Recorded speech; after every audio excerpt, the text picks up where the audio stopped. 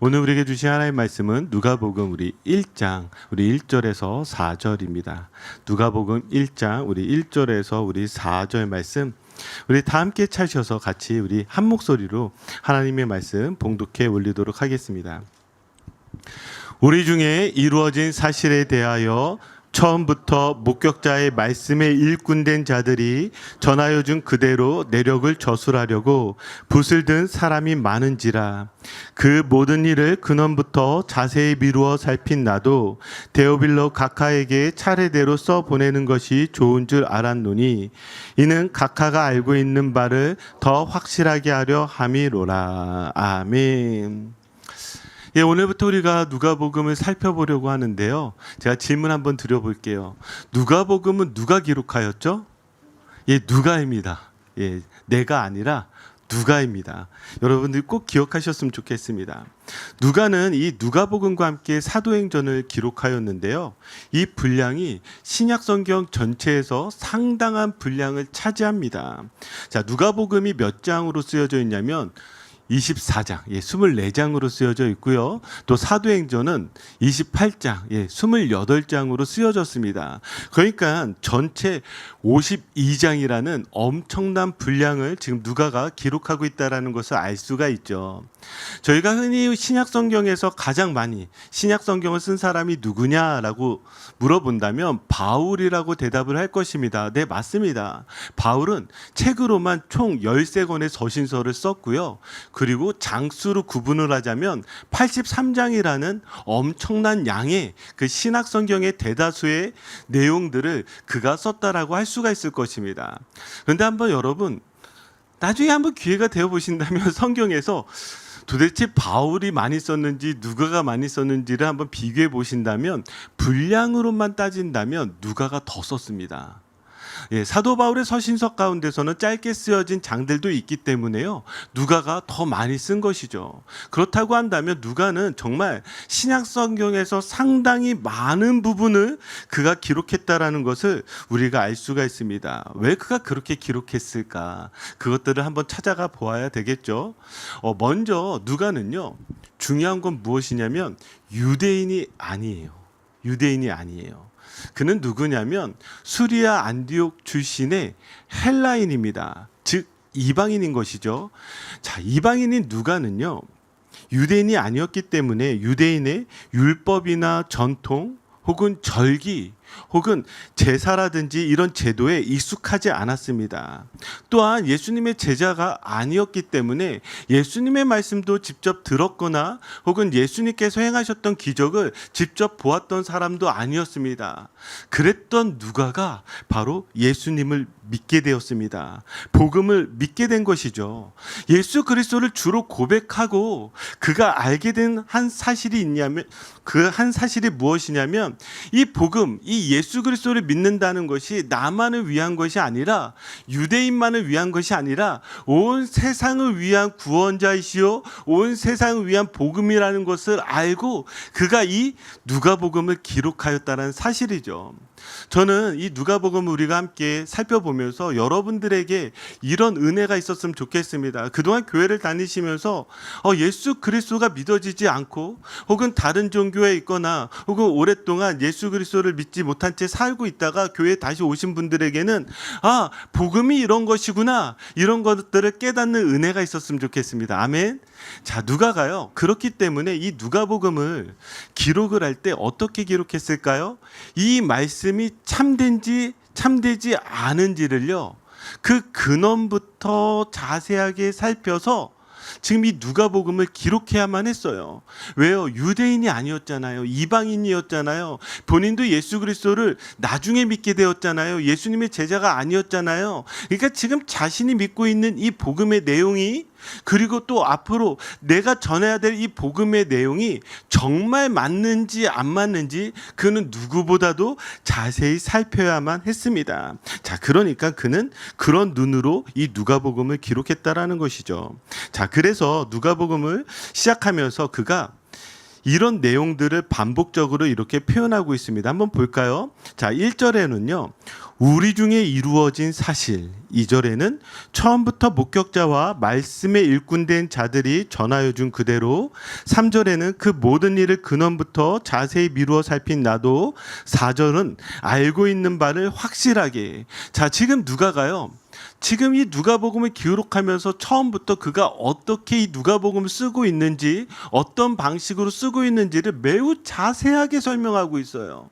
그런데 저는 이 방식이 마치 우리의 믿음의 4단계와 같다라는 생각을 했습니다. 무엇일까요? 우리의 믿음은요, 먼저 이루어진 사실을 믿는 것입니다. 그렇지 않습니까? 두 번째는 전하여 준 그대로를 믿는 것이고요. 자, 전하여 준 그대로를 믿을 뿐만이 아니라 어떻게 믿는 거예요? 이것을 자세히 미루어 살펴서 어디에 이르기까지 알고 있는 바를 더 확실하게 되는 그 단계까지 가는 것입니다. 그 한번 여러분들에게 질문해 볼게요. 잠깐 화면을 두시고, 자, 1번, 2번, 3번, 4번 여러분들은 몇 번이십니까? 여러분들 몇 번 단계세요? 예, 지금 손 드시지 마시고요. 그냥 마음으로만 옆 사람을 쳐다보니까 여러분들이 어떤 단계인지를 한번 돌아보시고 우리가 누가복음을 통해서 마지막 4번의 단계까지 갔으면 좋겠습니다. 자, 지금 누가가 이렇게 표현하고 있는 이유가 있는데, 먼저 이 이루어진 사실, 여기 이 이루어진이라는 이 단어는 단순히 일어난 사건이 아니라 하나님의 뜻대로 성취된 사건을 말하고 있습니다. 그래서 누가는요, 이 단어를 수동태로 사용하면서 하나님에 의해서 이루어졌다라는 것을 지금 강조하고 있는 거예요. 그러니까 누가복음의 첫 문장은 어떤 것이냐면 하나님 중심의 신학을 선포하고 선언하고 있습니다. 그러니까 지금 계속해서 누가는 이제 누가복음을 기록할 때 무엇을 말하고 있냐면, 이 모든 것들은 자, 인간이 만든 것이 아니라 누가 만들어진 사건이라고요? 하나님께서 만들어주신, 하나님께서 행하신 사건이라는 것을 강조하고 싶었던 것입니다. 그러니까 역사의 모든 배후에요, 하나님의 손길이 있다라는 것이죠. 한번 예를 들어서 볼까요? 누가복음 1장 20절을 보면 제가 읽어드릴게요. 자, 사가랴에 대한 이야기입니다. 보라, 이 일이 되는 날까지 내가 말 못하는 자가 되어 능히 말을 못하리니 이는 내가 내 말을 믿지 아니함이거니와 때가 이르면 내 말이 이루어지리라 하더라. 아멘. 자, 마지막에 지금 이루어지리라, 그 이루어진 사실과 똑같이 이 단어를 사용하고 있습니다. 지금 이 제사장 사가랴가요, 말을 못하게 되었습니다. 벙어리가 된 거예요. 그런데 이건 사건이잖아요. 그런데 이 사건 뒤에 배우는 누가 있죠? 하나님이 계시다라는 거예요. 그래서 누가복음 1장 20절 후반부를 보면 이렇게 나오는 거예요. 때가 이르면 내 말이 이루어지리라 하더라. 그러니까 하나님께서 지금 너가 말을 못하게 되지만 곧 때가 되면 이루어질 거야, 때가 되면 말하게 될 거야, 하나님께서 말씀해 주시는 것이죠. 여기 때가 되면, 이 단어를 여러분 한번 생각해 보세요. 복음서를 보면은요, 이런 표현들이 많이 나옵니다. 때가 참해, 때가 이름해, 아직 때가 아니다, 이런 표현들이 많이 나오잖아요. 여기서 나오는 이 때들은 어떤 단어냐면 카이로스라는 단어예요. 카이로스는요, 하나님의 역사가 이루어지는 바로 그때, 하나님의 그 구속의 사건이 이루어지는 바로 그때를 이야기하는 것이죠. 그러니까 지금 우리 중에 이루어진 사실 하면서 누가복음은 무엇을 지금 가장 먼저 말하고 싶어 했냐면 이걸 말하고 싶어 하는 거예요. 내가 이제 당신에게 복음을 전할 것인데 이 모든 것은 하나님께서 행하신 것입니다. 사람이 행한 것이 아니라, 환경이 이루어진 것이 아니라 누가 행하셨다? 하나님께서 행하셨다라는 것을 전하고 싶은 거예요. 우리의 시작은요, 우리의 믿음의 시작은 무엇을 고백하는 것에부터 시작이 되어지냐면 이걸 알게 되는 거예요. 내가 믿은 줄 알았는데 누가 믿게 해주신 거예요? 하나님이 믿게 해주신 거예요. 내가 행한 줄 알았는데 누가 행하게 해주신 거예요? 하나님께서 행하게 해주신 거예요. 바로 그 이루어진, 하나님께서 행하셨구나, 하나님께서 이루어 주셨구나, 그것을 고백하는 것이 바로 믿음이라는 것이죠. 자, 여기에 이 특별히 이루어진 사실하면서 누가는 복수를 사용하지 않고 이 사실을 단수로 사용하고 있습니다. 그럼 가장 중요한 한 사건이 하나님의 때에 이루어졌겠죠. 그게 무엇이 무엇이냐? 누가복음 22장 우리 14절 15절 보세요. 자, 잡히시기 전날 밤. 자, 무엇이 이르냐면 14절에 뭐라고요? 때가 이르매, 여기서도 때가 이르다라고 나와 있습니다. 자, 이제 하나님께서 말씀하셨던 그때가 이제 얼마 남지 않았어요. 그때가 무엇이었죠?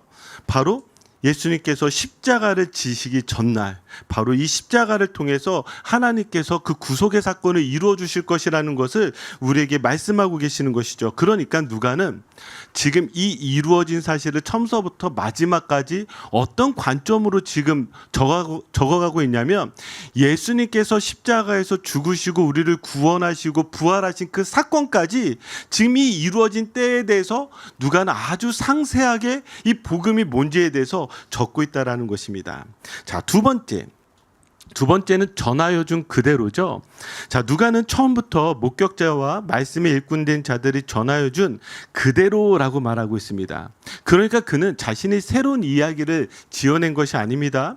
여기 그대로라는 이 단어는요, 있는 그대로, 변형하지 않고 왜곡하지 않고 전달된 그대로를 의미하고 있습니다. 그러니까 누가는 1차적으로 가장 먼저 한 것이 무엇이냐면 있는 말씀 그대로 전하기를 원했던 거예요. 있는 말씀 그대로. 이게 중요한 것이 무엇이냐면 오늘날 우리가 신앙생활 하다 보면 교회 안에서도 이런 분들이 꽤 많은 것 같아요. 내가 복음이요. 하나님의 말씀보다 내가 생각하는 게 더 맞는 사람이요.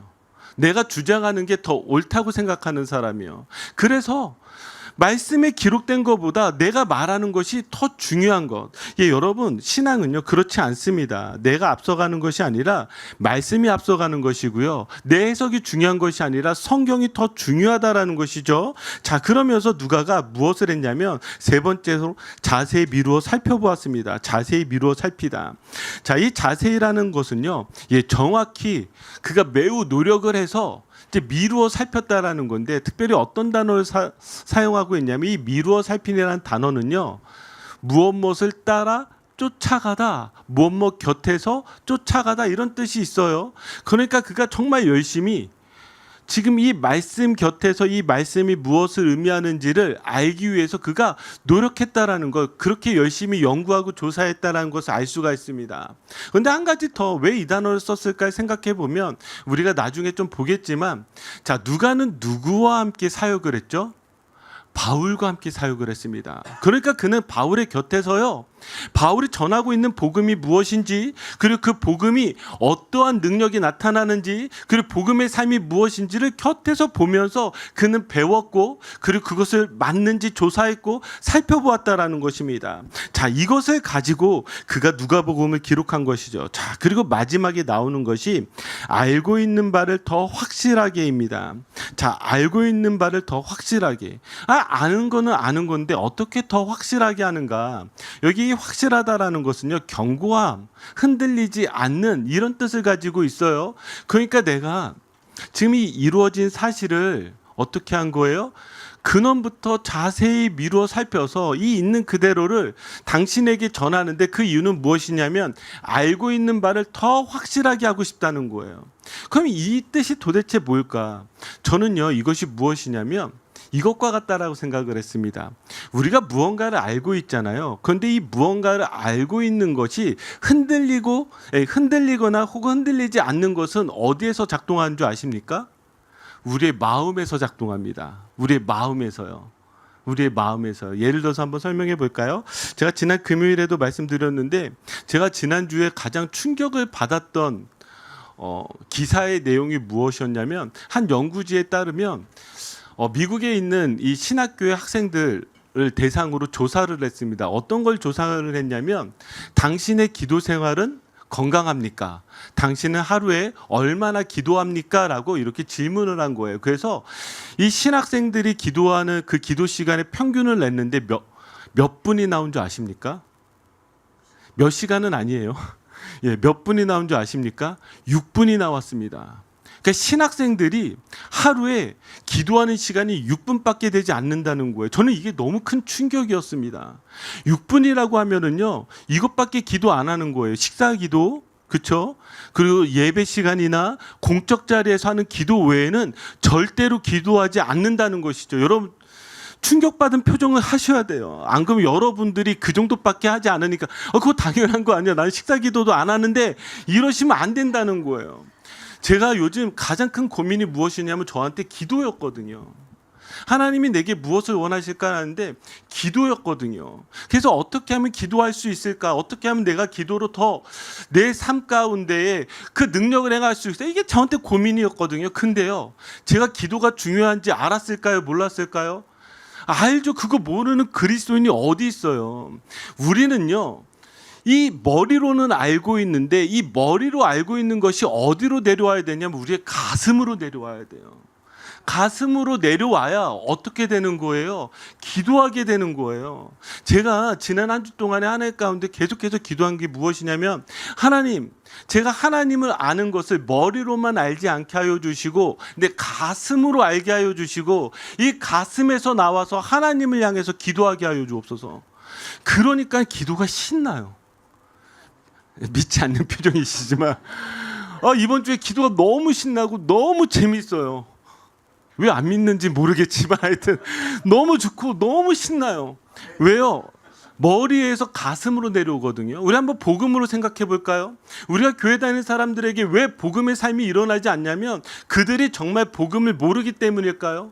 여기에 복음을 모르는 사람이 누가 있습니까? 교회 생활 우리 1, 2년 하는 거 아니고 10년, 20년 하면은요, 누구보다도 복음에 대해서 잘 안단 말이에요. 근데 그 복음을 아는데 그 복음이 어디에만 머물러 있냐면 머리에만 머물러 있어요. 머리에만 머물러 있고 가슴에 내려오지 않으니까 우리의 삶에 복음의 삶이 나오지가 않는 것이죠. 그래서 제가 오늘 기도에도 여러분들에게 무엇을 함께 제가 고백을 했냐면, 하나님, 우리의 머리에만 머물지 않고 가슴에 머물게 하여 주시고 우리의 입술로만 머물지 않고 손과 발로 이어지게 하여 주옵소서.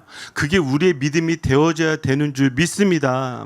자, 그렇다면 과연 누가는 어떤 사람이었을까? 자, 골로새서 4장 14절을 보니까 누가는 의사였습니다. 한번 같이 읽어볼까요? 사랑을 받는 의사 누가와 또 데마가 너희에게 문안하느니라. 자, 여기에 이 누가가 어떤 직업을 가지고 있다고요? 의사라는 직업을 가지고 있습니다. 지금 사도 바울은 의도적으로 여기에 무엇을 표현하고 있냐면 수식어로 사랑을 받는 의사라고 하고 있어요. 그러니까 그가 실력적으로도 인정을 받고 있는 그런 의사라고 그렇게 소개하고 있습니다. 자, 두 번째로 누가는 누구였느냐? 바울의 동역자였습니다. 빌레몬서 1장 24절. 자, 지금 바울이 쭉 동역자들의 이름을 거론을 하는데, 또한 나의 동역자 마가, 아리스다고, 그 다음에 데마, 누구요? 누가가 문안하느니라. 단순하게 지금 그는 의사였을 뿐만이 아니라 바울과 함께 복음의 사역을 감당했던 동역자라고 그를 소개하고 있습니다. 그러니까 여러분들이 이제 이걸 머릿속에 두셔야 돼. 누가는 이방인이었고 의사였고 그리고 바울의 동역자였구나. 그러면 그가 도대체 언제 바울을 만났을까? 자, 학자들마다 의견들이 조금씩은 다르긴 하지만 대체적으로 이때가 아닌가 싶습니다. 사도행전 16장 10절을 보시면, 자, 우리 같이 함께 읽겠습니다. 바울이 그 환상을 보았을 때 우리가 곧 마게도냐로 떠나기를 힘쓰니 이는 하나님이 저 사람들에게 복음을 전하라고 우리를 부르신 줄로 인정함이러라. 아멘. 사도행전에 누가가 썼잖아요. 근데 이 누가가 여기에 처음으로 바울과 함께 만나는 이 장면에서 우리라는, 그러니까 나와 바울 그리고 여기 함께 있는 사람들, 이 우리라는 표현을 쓴 거예요. 여기가 이 장면이 어떤 장면이냐면 바울이 1차 전도 여행을 끝나고 이제 2차 전도 여행을 갑니다. 자, 이제 2차 전도 여행을 가면서 자신이 처음 전했던 그 복음의 지역을 가고 그리고 이곳에 더 머물러서 이곳에 더 복음을 전하였으면 했던 마음이 있었어요. 그런데 하나님께서 환상 가운데 누굴 보여주냐면 헬라 사람들, 그리스 사람들을 보여주는 거예요. 그러니까 저 마게도냐, 그리스 땅으로 가야 되겠구나. 그러면서 그가 갔던 곳이 바로 이 드로아입니다. 바로 그곳에서 누가를 만나게 되고 누가와 함께 이제 본격적으로 그 2차 전도 여행, 이 그리스 지역으로 떠나게 되는 것이죠. 자, 그러면서 그가 언제까지 함께 사역을 했느냐? 누가는요, 바울의 마지막까지 곁을 지켰던 사람입니다. 디모데후서 4장 11절. 우리 한번 같이 읽어볼까요? 누가만 나와 함께 있느니라. 내가 올 때 마가를 데리고 오라. 그가 나의 일에 유익하니라. 아멘.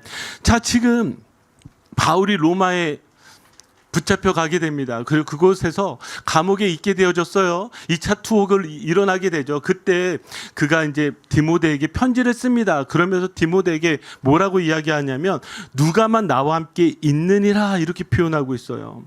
그러니까 자신의 말년에 많은 사람들이 자신의 곁을 떠났을 때에도 누가는요, 그 바울의 곁에서 끝까지 그를 지켰던 사람이라는 것이죠. 이것이 어떤 사람인지를 알 수 있는 이 한 문장이 누가가 어떤 사람인지를 알 수 있는 가장 중요한 문장이라고 생각했습니다.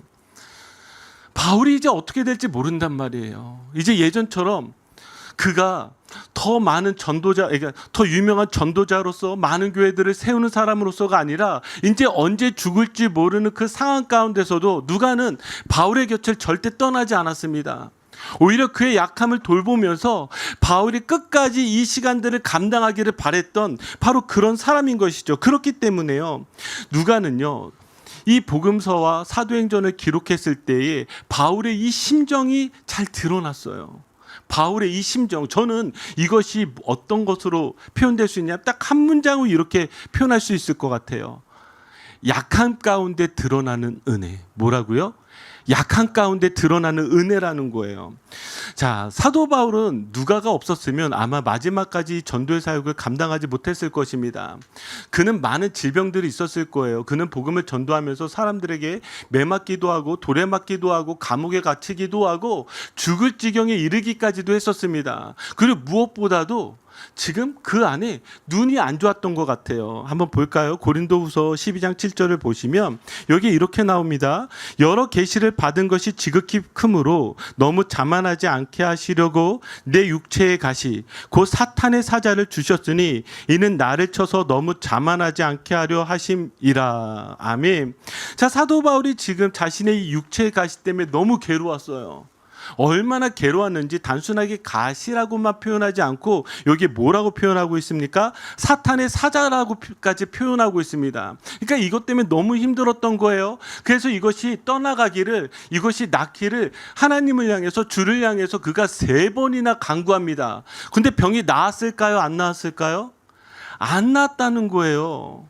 안 났다는 거예요. 이것이 얼마나 힘들었는지 그가 하나님을 향해서 부르짖었지만 도저히 안 났습니다. 여러분들이 아마 삶 속에서 아무리 간구해도 낫지 않는 병은 여러분들이 자만하지 않게 하기 위해서 하나님께서 주시는 그 가시라 믿습니다. 자, 근데 이 학자들이 이걸 고민한 거예요. 도대체 그가 많은 병들이 있었겠지만 이 병이 무엇일까? 자, 이 병이 무엇일지에 대해서 우리가 유추할 수 있는 성경이 어디냐면 갈라디아서 4장 13절 15절이에요. 자, 그가 이렇게 고백합니다. 바울이 내가 처음에 육체의 약함으로 말미암아 너희에게 복음을 전한 것을 너희가 아는 바라. 지금 보니까요, 바울이 갈라디아 교회에 복음을 전할 때, 특별히 갈라디아 교회 1차 때 전도했었거든요. 여기에서도 핍박을 당하죠. 여기에서도 박해를 당하죠. 그러니까 참 힘들게 복음을 전했던 곳입니다. 그런데 이때에도 바울이 육체가 약했어요. 그러니까 그 몸에 질병이 있었고 그것 때문에 너무나 힘들었던 것이죠. 그러면서 그가 무엇으로 이야기하냐면 14절을 보니까 너희를 시험하는 것이 내 육체에 있으되, 그러니까 사람들이 보니까 이게 이상한 거예요. 아니, 지금 복음을 전하는데 그가 가지고 있는 병이 낫지 않는 거예요. 아니, 다른 사람들의 병을 고치는데 자신의 병조차 고치지 못하는 거예요. 그러니까 이것이 시험거리가 되는 거예요. 그러면서 이렇게 이야기합니다. 이것을 너희가 업심여기지도 아니하여 버리지도 아니하고 오직 나를 하나님의 천사와 같이 또는 그리스도 예수와 같이 영접하였도다. 15절 너희의 복이 지금 어디 있느냐? 내가 너희에게 증언하노니. 자, 이 갈라디아에서 복음을 받은 사람들이 뭐라고까지 표현한 줄 아십니까? 너희가 할 수만 있었더라면 너희의 눈이라도 빼어 나에게 주었으리라. 얼마나 감동적인 고백입니까? 여기에 이 갈라디아 성도들이 복음을 알게 되고 복음을 믿게 되니까 그 복음을 전해준 그 바울이 너무 고마워서요, 뭐라도 빼어서 준다고요? 눈이라도 빼어서 준다라는 거예요. 이 구절을 통해서 알 수가 있는 것이 무엇이냐면 사도 바울이 눈이 상당히 안 좋았다는 것을 알 수가 있습니다. 상당히요. 그러니까 갈라디아에 있었던 성도들이 내 눈이라도 빼서 저 바울에게 주어 이 사역을 감당할 수 있었으면 좋겠다라는 심정, 그 심정을 사도 바울이 기억하고 있다라는 것이죠. 그러니까 그는 이 눈이 좋지 않기 때문에 늘 자신의 이 육체의 질병으로 큰 고통 가운데 있었다라는 것을 알 수가 있었습니다. 쉽지가 않았어요. 어려웠어요. 그럼에도 불구하고 바울은 무엇입니까? 끝까지 복음을 전했던 것입니다. 바로 그 곁에 누가 있었다고요? 누가요? 누가는 지금 그 장면을 목격하고 있는 거예요. 지금 복음을 전하기에 적합한 사람이 아니라 육체의 질병을 가지고 너무나 연약한 한 사람이 복음을 전하는 그 모습을 보면서 의사로서 어떻게든 이 바울을 돕고 바울의 아픈 부분들을 챙겨주고 함께 복음을 전해야 되겠다라고 생각했던 것이 바로 누가였던 것이죠. 바로 그런 누가에게 가장 큰 영향력을 미쳤던 말씀이 무엇일까? 저는 고린도후서 12장 9절에서 10절이라고 생각했습니다. 자, 우리 한번 같이 읽어볼까요? 나에게 이르시기를 내 은혜가 내게 족하도다. 이는 내 능력이 약한 데서 온전하여 짐이라 하신지라. 그러므로 도리어 크게 기뻐함으로 나의 여러 약한 것들에 대하여 자랑하리니 이는 그리스도의 능력이 내게 머물게 하려 함이라. 그러므로 내가 그리스도를 위하여 약한 것들과 능욕과 궁핍과 박해와 공고를 기뻐하노니 이는 내가 약한 그때 강함이라. 아멘. 그러니까요, 이 약함 가운데 그리스도의 능력이 나타나는, 약한 가운데 드러나는 그 은혜를 누가복음은 붙잡았던 것이죠. 그래서 사도행전 20장 24절을 그는 기록하면서 사도 바울의 이 마지막 고백, 내가 달려갈 길과 주 예수께 받은 사명 곧 하나님의 은혜의 복음을 증언하는 일을 마치려 하면은 나의 생명조차 조금도 귀한 것으로 여기지 아니하노라. 지금 마지막까지 달려갈 수 있어서 달려가는 사람이 아니라 약하지만 약함에도 불구하고 자기에게 주신 그 사명 때문에 그냥 예수 그리스도 붙잡고 마지막까지 가는 그 바울을 바라보면서 누가는 지금 이 복음서를 기록하고 있다는 거예요. 그래서 여러분, 지금 마태, 마가, 누가, 요한복음, 정말 이 모든 복음서들이 너무나 귀하고 정말 우리가 붙잡아야 되는 생명의 말씀인데, 그 중에서도 누가복음은요, 어디에 초점을 맞추고 있는 줄 아십니까? 이 땅 가운데서 소외당하고 있는 사람들, 버림받은 사람들, 약한 사람들을 향해서 그 눈을 향하고 있어요. 왜요? 바울을 통해서 본 게 있거든요. 아, 약한 가운데 강해지는 그리스도의 복음의 능력을 보았거든요. 그래서요, 어느 복음서보다도요, 여자가 나오고요, 병든 사람들이 나오고요, 그리고 세리가 나오고요, 죄인들이 나오고요, 버림받은 사람들이 누가복음의 이야기에 쭉 나옵니다. 그런데 그런 그들에게 예수 그리스도의 복음이 전하여지고 그 복음의 능력이 그들을 바꾸고 그들의 인생을 살리는 그 모습들을 그는 무엇이에요? 기록하고 있다는 것이죠. 저는 이 장면이 저에게 너무나 큰 은혜가 되었는데, 그것이 무엇이냐면, 누가라고 한다면 이 정도의 글을 쓸 수 있고, 그리고 사랑을 받는 의사라면 그는 자신의 인생과 자신의 삶으로 얼마든지 편안하게 살 수 있었을 것입니다. 아니, 어쩌면 더 대단한 일들을 하고 있는 다른 제자들에게도 갈 수 있었을 거예요. 이 정도의 실력이라면. 그런데 그는 마지막까지 바울의 곁을 절대로 떠나지 않았습니다. 육체 질병으로 너무나 힘들어하고 어려워하고 있는 바로 바울의 곁을 지켜줬습니다. 끝까지 그와 함께 했습니다. 그것이 바로 누가의 사랑이었고 누가의 믿음이었고, 그 사랑과 믿음이 누가복음 가운데 전해지듯이 우리에게도 우리의 인생에 여러분들이 예수 그리스도를 위하여 약한 가운데 강함되어지시는 그 은혜를 붙잡고 여러분들이 예수 그리스도 곁에 끝까지 있기를 주님의 이름으로 축복드립니다. 그 마음이 있으니까요, 이 누가복음과 사도행전을 누구에게 쓰고 있냐면 데오빌로에게 쓰고 있습니다. 데오빌로. 자, 이 데오빌로 각하가 누군지는 전혀 모릅니다. 알 수가 없어요. 이 데오빌라라는 이름도 아마 가명인 것 같아요. 역사책을 찾아보아도 데오빌로라는 이름이 구체적으로 누구인지를 정확하게 지칭하는 것은 없습니다. 근데 각하라는 단어를 쓴 것을 보면 로마의 총독이라든지 어떤 고위직 관리라는 것을 알 수가 있어요.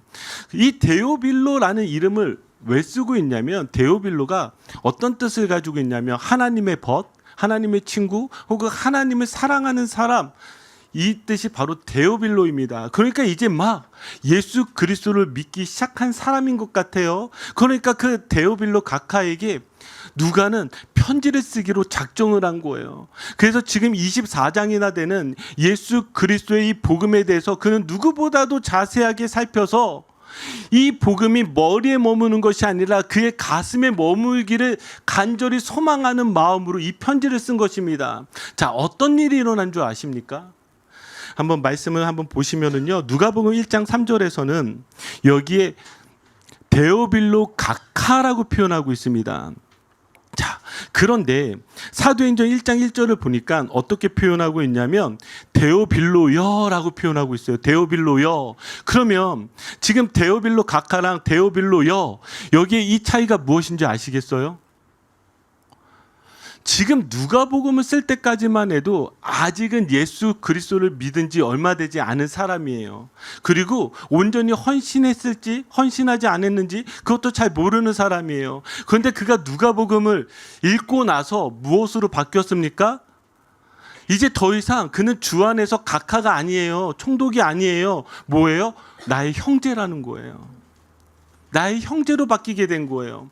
그러니까 데오빌로는 지금 이 글들을 읽어나가면서 그가 머리에서 머무게 된 것이 아니라 어디로 내려오게 된 거예요? 그의 가슴으로 내려오게 된 것입니다.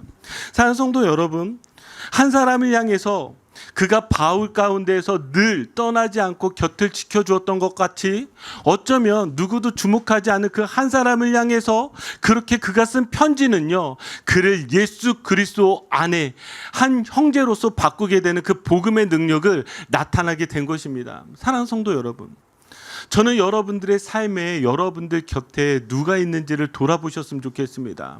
그 여러분들이 누구를 지켜줘야 되고 그 한 사람을 향해서 어떻게 이 복음을 가지고 그 사람이 머리에서 가슴으로, 그래서 예수 그리스도의 능력이 단지 지식에서 끝나는 것이 아니라 그 사람의 삶의 능력으로 나타나길 소망하는 마음으로 여러분들이 누가와 같이 복음을 전하지 않겠습니까?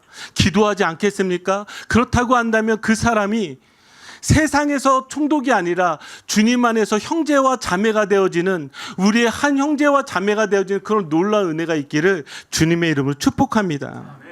자, 이제 말씀을 마무리 짓겠습니다. 누가는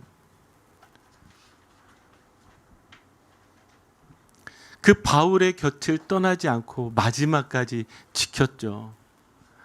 그리고 바울이 전했던 그 복음의 메시지를 늘 들으며, 그 복음의 메시지가 어떤 화려한 강단이나 어떤 교회나 그런 곳이 아니라 때로는 감옥에서, 때로는 선상에서, 때로는 병상에서 그가 하는 모든 고백들을 들어가며, 아, 복음이 이런 거구나, 복음을 아는 사람이 이런 거구나, 그래, 복음은 내 머리에서 끝나는 것이 아니라 가슴으로 이어져야 되는구나. 바울이 이랬던 것과 같이 나도 내게 주어진 이 한 사람에게 내 머리에서 가슴으로 내려온 이 복음이 이 사람에게도 머리에서 가슴으로 내려오기 소망하는 마음으로 누가복음을 기록한 것과 같이 저는 우리 성도님들 한 분 한 분이 신앙이, 믿음이, 복음이 머리가 아니라 가슴으로 내려오시기를 주님의 이름으로 축복합니다. 기도하겠습니다.